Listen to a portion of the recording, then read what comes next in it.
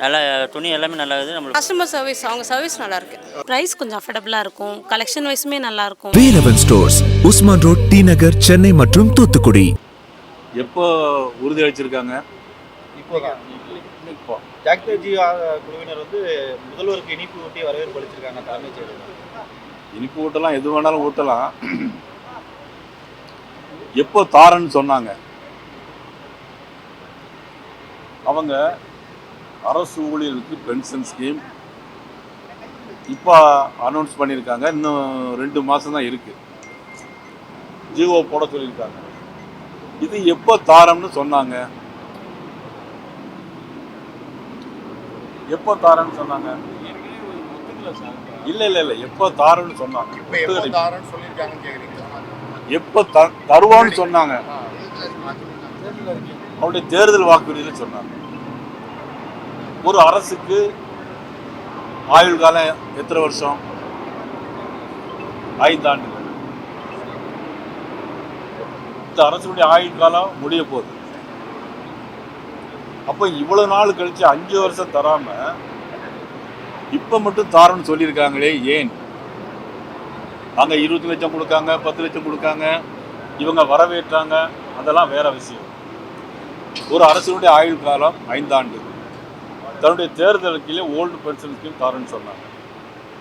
சரி, துப்புரவு தொழிலாளருடைய பிரச்சனை என்னாச்சு?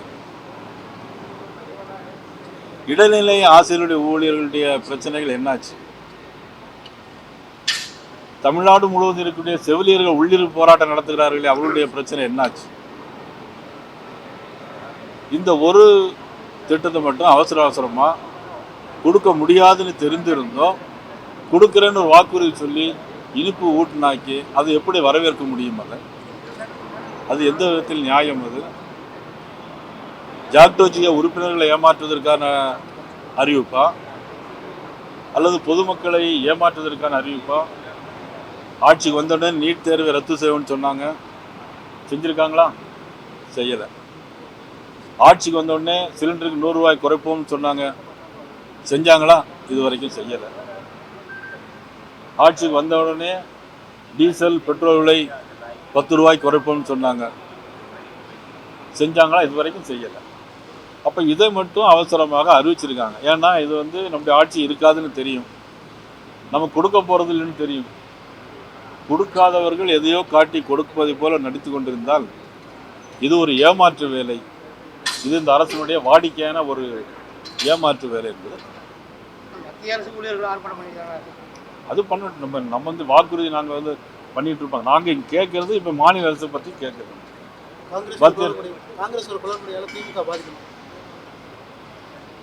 அதாவது என்ன, அது அவங்களுடைய கூட்டணியுடைய உள்கட்சியினுடைய பிரச்சனை. நான் கேள்விப்பட்ட வரைக்கும் காங்கிரஸ் வேறு இடத்துக்கு போகிறது மாதிரி சொல்கிறாங்க. பட் இருந்தாலும் ஒரு கூட்டணியை பற்றி உடனடியாக எதுவும் உறுதியாக நம்ம சொல்லிட முடியாது. அது ஏதோ ஒரு இடத்துக்கு போகிறேன்னு சொல்கிறாங்க.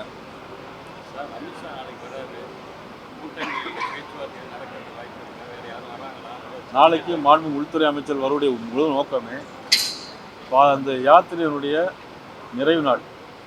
இதில் அடுத்தால வரக்கூடிய கூட்டங்களில் என்டிஏ, அதில் அதிமுக, மற்றபடி கூட்டணி இடம்பெயரக்கூடிய மற்ற கூட்டணி தோழமை கட்சிகள் எல்லாமே அதில் கலந்து கொள்ளும்.